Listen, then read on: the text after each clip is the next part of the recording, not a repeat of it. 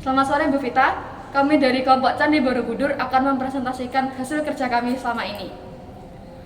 Candi Borobudur dibangun oleh penganut Buddha Mahayana pada abad ke-8 hingga ke-9 Masehi di masa kejayaan dinasti Syailendra.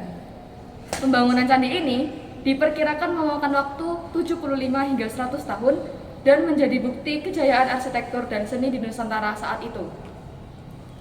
Borobudur sendiri adalah candi Buddha terbesar di dunia, berbentuk stupa bertingkat yang melambangkan konsep alam semesta dalam kosmologi Buddha. Candi ini memiliki 2.672 relief yang menceritakan ajaran Buddha dan 504 arca Buddha. Struktur candi ini terdiri dari 3 tingkatan utama, yaitu Kamadhatu, Rupadhatu, dan Arupadhatu yang mempresentasikan tahapan kehidupan menuju pencerahan. Kini, Borobudur diakui sebagai warisan dunia UNESCO dan menjadi ikon budaya Indonesia.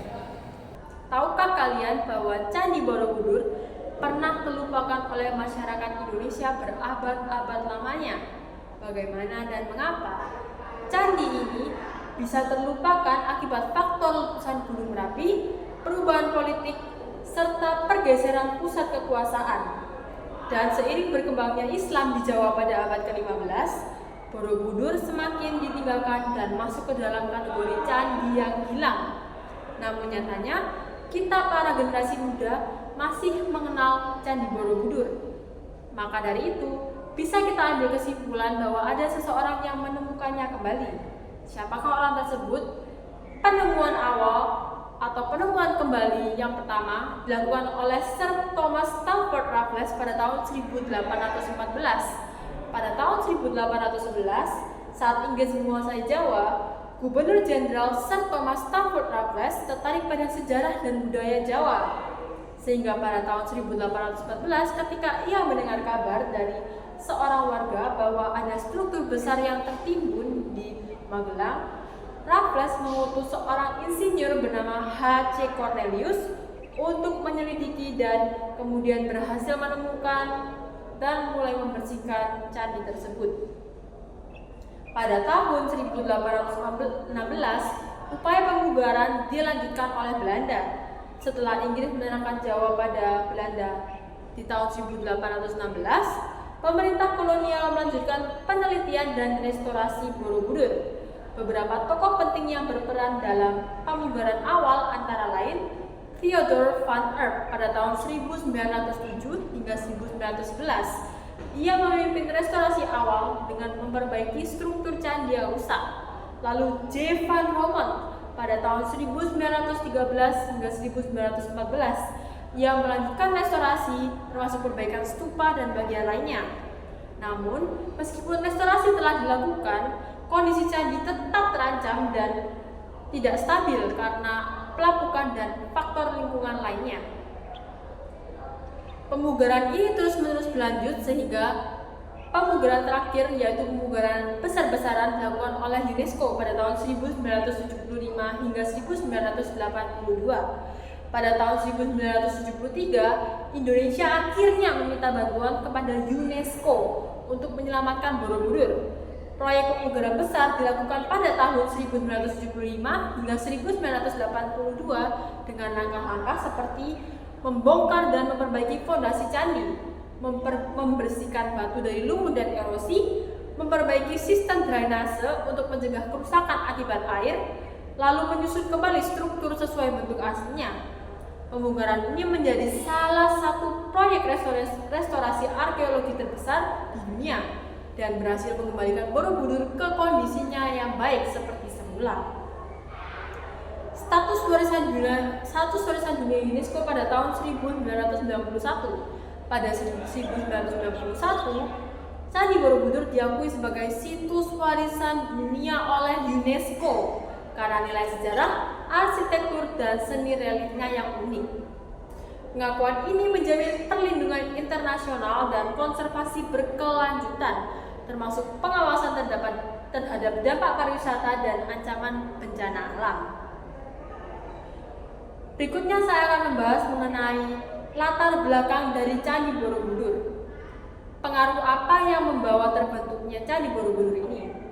Jadi, Candi Borobudur merupakan monumen Buddha yang terbesar di dunia. Ia dibangun pada abad ke-8 hingga abad ke-9 pada dinasti Shailendra di masa kerajaan Mataram kuno. Pembangunannya dipengaruhi oleh kondisi politik, perkembangan agama Buddha, serta filosofi dan teknologi pada masa itu. Kita akan membahas faktor yang pertama, yaitu kondisi politik dan sosial dinasti Shailendra dan kejayaan Mataram kuno. Borobudur dibangun pada masa dinasti Shailendra yang mendukung Buddha Mahayana.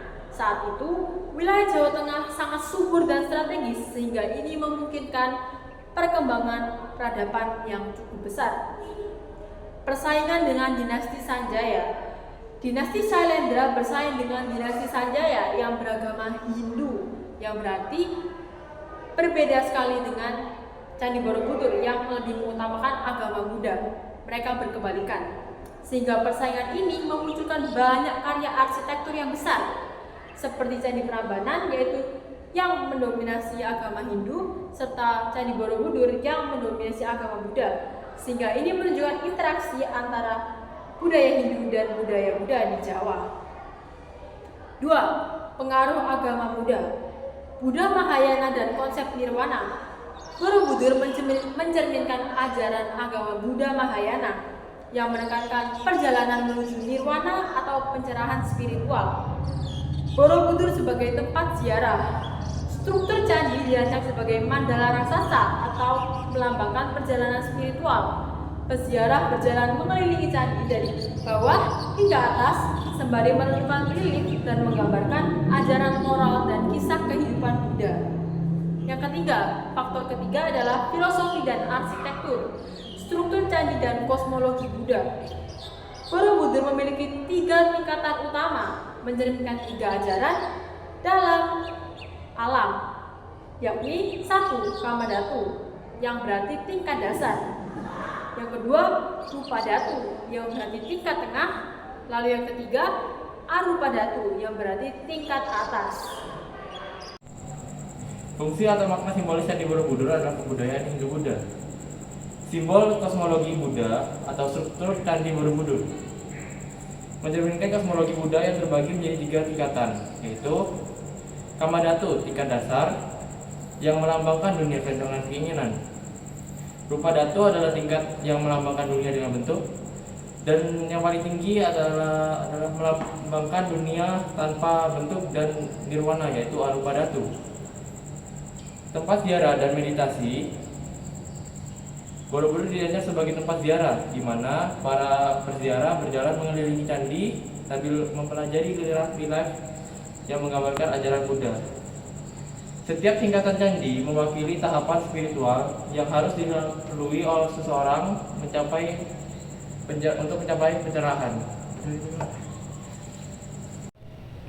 Relief-relief di Candi Borobudur mengandung makna simbolis yang mendalam, menggambarkan tentang ajaran Karma Wibangga, Jataka, dan Ganda Vyuha. Relief-relief ini mengajarkan tentang hukum karma, kisah-kisah kehidupan Buddha, dan perjalanan spiritual menuju pencerahan. Pusat perayaan Waisak. Hingga kini, Candi Borobudur menjadi tempat perayaan Waisak dunia. Tempat umat Buddha dari berbagai dunia berkumpul untuk merayakan hari suci tersebut. Fungsi lainnya, selain fungsi utamanya sebagai monumen keagamaan, Candi Borobudur juga diperkirakan memiliki fungsi lain, seperti tempat pemujaan leluhur. Nah, sekarang kita akan tiba di proses langkah-langkah sistematis dari pembangunan candi kami.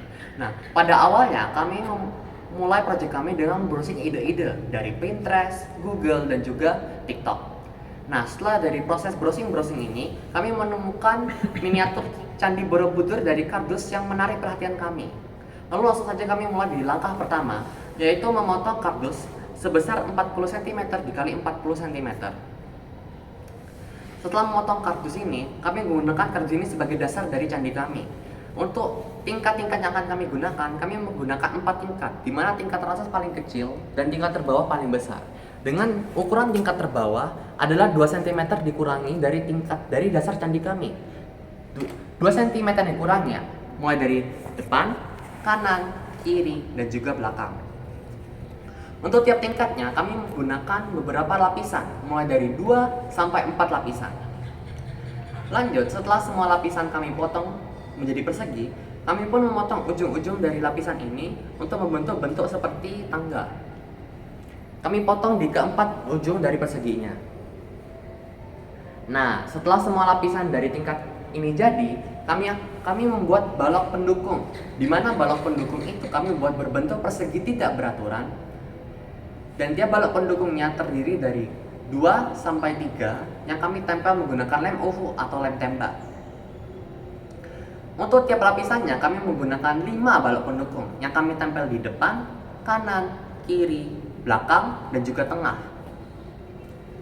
Setelah balok-balok pendukung yang sudah kami buat, kami pun menempelkan tiap lapisan pada setiap tingkatnya sendiri. Jadi kami tempel tingkat paling atas, lalu tingkat selanjutnya, lalu juga tingkat terakhir. Saat kami menempel tiap tingkatnya, kami memotong lingkaran dengan diameternya mengurangi 2 cm dari atap, dari depan, belakang, kanan, dan kiri dari lapisannya paling atas. Setelah itu kami mengulanginya lagi dengan lingkaran dengan diameternya mengurangi 4 cm dari lingkaran yang bawahnya. Setelah itu kami memotong kardus selebar 2 cm dengan panjangnya yang sangat panjang, lalu mengupasnya untuk membuat kardus bertekstur bergelombang seperti ini. Lalu kami juga membuat balok pendukung dengan tinggi 2 cm sebagai balok pendukung lingkaran-lingkaran kami. Lalu kami mulailah proses penempelannya, di mana kami pertama menempel balok pendukung dari lingkaran, lalu lingkarannya, lalu tembok-tembok dari kardus bergelombang dengan lebar 2 cm-nya. Setelah itu kami memotong kardus lebar yang tidak terpakai. Nah, setelah tingkat-tingkat lingkarannya jadi, kami pun membuat sirip atau seperti bentuk sirip sebanyak 7 buah dengan panjangnya itu mengikuti diameter dari lingkaran yang paling atas. Setelah sirip-sirip ini jadi, kami mulai ke pembuatan proses stupanya, di mana stupanya kami menggunakan persegi dengan ukuran 4 x 4 cm. Lalu kami kupas kardusnya untuk membentuk tekstur bergelombang seperti ini. Lalu kami bulatkan, lalu tempelkan agar menjadi bentuk tabung seperti yang Anda bisa lihat. Untuk stupa bagian lingkarannya kami menggunakan kardus dengan ukuran 2 cm x 2 cm dengan proses pekerjaan yang sama. Untuk jumlah stupanya kami menggunakan 12 stupa untuk tingkat yang paling atas dan juga 11 stupa untuk mengitari lingkarannya. Nah, setelah stupa-stupa itu terjadi, kami menempelkannya di tempatnya. Yes. Lalu lanjut, terakhir adalah menyusun candi dari tingkatnya paling besar ke tingkatnya paling kecil, di mana tingkatnya paling besar ada yang paling bawah dan tingkatnya paling kecil yang paling atas. Nah, setelah semua itu jadi, saatnya pembuatan proses stupa Indo dengan memotong setengah lingkaran dengan diameter 2 cm, lalu memotong lingkaran kecil untuk di atas siripnya dan di atas stupa induknya. Dan jadilah candi kami. Dan langkah terakhir dari candi kami adalah memotong kardus bergelombang tadi untuk menjadi tangga-tangganya yang akan kami tempel di sisi belakang, depan, kanan, dan kiri. Dan itulah langkah-langkah sistematis dari Candi Borobudur kami. Sekian presentasi dari kelompok kami. Terima kasih.